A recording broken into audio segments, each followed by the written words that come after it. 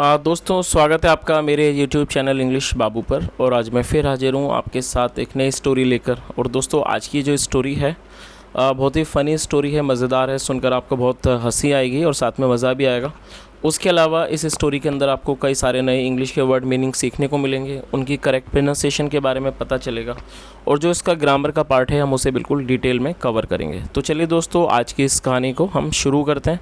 और सबसे पहले कहानी का टाइटल देखते हैं। कहानी का टाइटल है हु नोज़। हु का देखिए, हु एक रिलेटिव प्रोनाउन है और हु का मतलब होता है कौन, और नो का मतलब होता है जानना। तो क्या मतलब हुआ? हु नोज़ मतलब कि कौन जानता है।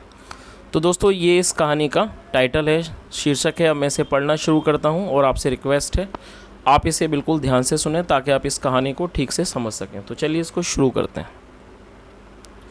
4 thieves were going to do some stealing when they met Sheikh Chilli on their way। क्या मतलब हुआ? देखिए, ये जो थीव्स है, ये थीफ का प्लूरल नाउन है जिसका मतलब होता है चोर। यदि एक चोर होता है तो उसको थीफ कहा जाता है और उसका प्लूरल नाउन जो है वो है थीव्स। तो क्या मतलब हुआ? 4 thieves मतलब कि 4 चोर वर गोइंग। ये जो हमारा वाक्य है ये पास्ट कॉन्टिन्यूस का वाक्य है। जब भी वॉज वर्ब के बाद वर्ब की फोर्थ फॉर्म का प्रयोग किया जाता है तो वो पास्ट कॉन्टिन्यूस का सेंटेंस होता है। तो क्या मतलब हुआ? 4 thieves वर गोइंग, 4 चोर जा रहे थे। टू डू सम स्टीलिंग मतलब कोई चोरी करने, स्टीलिंग मतलब चोरी, कोई चोरी करने जा रहे थे। व्हेन जब, दे मैट शेख चिल्ली जब वो शेख चिल्ली से मिले, और ये मीट की सेकंड फॉर्म है when they met Sheikh Chilli. On their way अपने रास्ते पर। तो क्या मतलब हुआ इस लाइन का कि 4 चोर चोरी करने जा रहे थे जब वो शेख चिल्ली से अपने रास्ते पर मिले। ही आस्क्ड उसने पूछा, brother where do you for go at this ungodly hour. क्या मतलब हुआ? अनगोल्डी एक एडजेक्टिव है जिसका मतलब होता है अनुचित या फिर बुरा। मतलब उसने क्या पूछा कि ब्रदर की भाइयों, वेयर डू यू फोर मतलब आप 4 कहाँ जाते हो, कहाँ जा रहे हो। एट दिस अनगोल्डी आवर मतलब कि इतने मतलब अनुचित समय पर। द 4 सैड चारों ने कहा, वी आर थीव्स कि हम चोर हैं, एंड और वी गो टू डू थीविंग और हम चोरी करने जाते हैं। ब्रदर्स मतलब कि भाई हूँ। आई एम शेख चिल्ली मैं शेख चिल्ली हूँ। प्लीज़ टेक मी अलोंग कृपया मुझे साथ ले चलो। चलिए आगे देखिए। द 3 ऑफ द 4 सैड क्या मतलब हुआ कि द 3 ऑफ द 4 सैड मतलब कि उन चारों में से 3 ने कहा, नो नहीं, you can't come with us आप हमारे साथ नहीं आ सकते। चलिए आगे देखिए। The 4th one suggested, suggest का मतलब होता है सुझाव देना। जो चौथा था उसने सुझाव दिया, लेट्स टेक हिम अलोंग चलो आओ इसको साथ ले चलें। लेट्स टेक हिम अलोंग मतलब चलो इसको साथ ले चलें। He might prove useful in some way. और क्या मतलब हुआ कि he might prove useful in some way मतलब ये किसी तरीके से हमारे लिए अच्छा साबित हो सकता है। चलिए आगे देखिए। सो इसलिए the thieves took Sheikh Chilli along. और दोस्तों, ये जो हमारा वाक्य है ये पास्ट इंडेफिनिट का वाक्य है।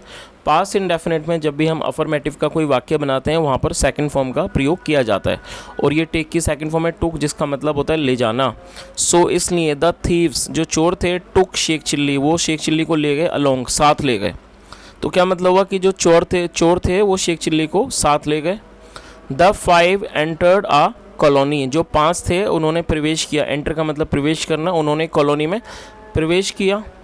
शेख चिल्ली सॉ आ हाउस। दोस्तों, ये सी की सेकंड फॉर्म है सॉ, और इसकी जो करेक्ट प्रोनाउंसिएशन है वो है सॉ। बहुत से लोग इसको सा पढ़ते हैं जो कि गलत प्रोनाउंसिएशन है, और इसका मतलब होता है देखना, और सी मतलब देखना और सॉ मतलब देखा। तो क्या मतलब हुआ? शेख चिल्ली सॉ हाउस शेख चिल्ली ने घर देखा। विद इट्स डोर्स ओपन मतलब कि जिसका दरवाज़ा खुला हुआ था। सो चिल्ली सजेस्टेड वो जो शेख चिल्ली था उसने सुझाव दिया। That is an easy one कि that is an easy one मतलब कि वो एक आसान है। वाई नॉट गो इन मतलब कि चलो अंदर चलें मतलब अंदर क्यों नहीं जाते।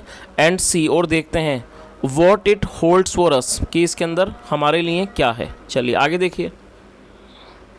दे went into the house, वो घर के अंदर गए। और ये दोस्तों ये गो की सेकंड फॉर्म है, they went into the house, वह वे लोग घर के अंदर गए। Inside an old women was asleep, अंदर जो एक बूढ़ी महिला वो सोई हुई थी। दोस्तों ये जो वाक्य है N old women was asleep, ये सिंपल पास्ट का वाक्य है, क्योंकि ये जो अस्लीप है ये एक एडजेक्टिव है जिसका मतलब होता है सोया हुआ होना। तो इस लाइन का क्या मतलब हुआ, इनसाइड अंदर, N old women was asleep, एक बूढ़ी महिला सोई हुई थी। इनफैक्ट असल में, शी वॉज कुकिंग खीर, असल में वो खीर पका रही थी। एंड हैड फॉलन अस्लीप, और उसे नींद आ गई थी। फॉल अस्लीप का मतलब होता है नींद आ जाना। और ये जो हमारा वाक्य है ये पास्ट परफेक्ट का सेंटेंस है, क्योंकि यहाँ पर हैड के साथ थर्ड फॉर्म का प्रयोग किया गया है, फॉल की थर्ड फॉर्म फॉलन, और फॉल अस्लीप मतलब नींद आना। तो क्या मतलब हुआ, एंड हैड फॉलन अस्लीप, और वो उसे नींद आ गई थी। द थीव्स स्टार्टेड फोरेजिंग, मतलब जो चोर थे उन्होंने खंगालना शुरू किया। बट लेकिन Sheikh Chilli went to the old women, जो शेख चिल्ली था वो बूढ़ी महिला के पास गया। एंड शुक हर, और उसको हिलाया। ये शेख की सेकंड फॉर्म है, इसका मतलब होता है हिलाना, शुक हर, और उसको हिलाया। शी डिड नॉट मूव, वो नहीं हिली। Being in deep sleep, being in deep sleep मतलब कि बहुत ज़्यादा गहरी नींद में होने की वजह से। चलिए आगे देखिए। शेख चिल्ली सैड, शेख चिल्ली ने कहा, फ्रेंड्स दोस्तों, we can do stealing later on, मतलब कि हम जो है बाद में, लेटर ऑन का मतलब होता है बाद में, we can do stealing later on, हम चोरी बाद में कर सकते हैं, स्टीलिंग का मतलब चोरी, हम चोरी बाद में कर सकते हैं। First let us enjoy the kheer, आओ सबसे पहले हम खीर का आनंद लें। The old lady has cooked, जो मतलब कि इस बूढ़ी महिला ने बनाई है। कुक का मतलब होता है पकाना, और ये हैज़ के साथ थर्ड फॉर्म का प्रयोग किया गया, तो ये प्रेजेंट परफेक्ट का वाक्य है। तो उसने क्या बोला कि हम चोरी बाद में कर लेंगे, चलो सबसे पहले खीर का आनंद लेते हैं जो इस बूढ़ी महिला ने बनाई है।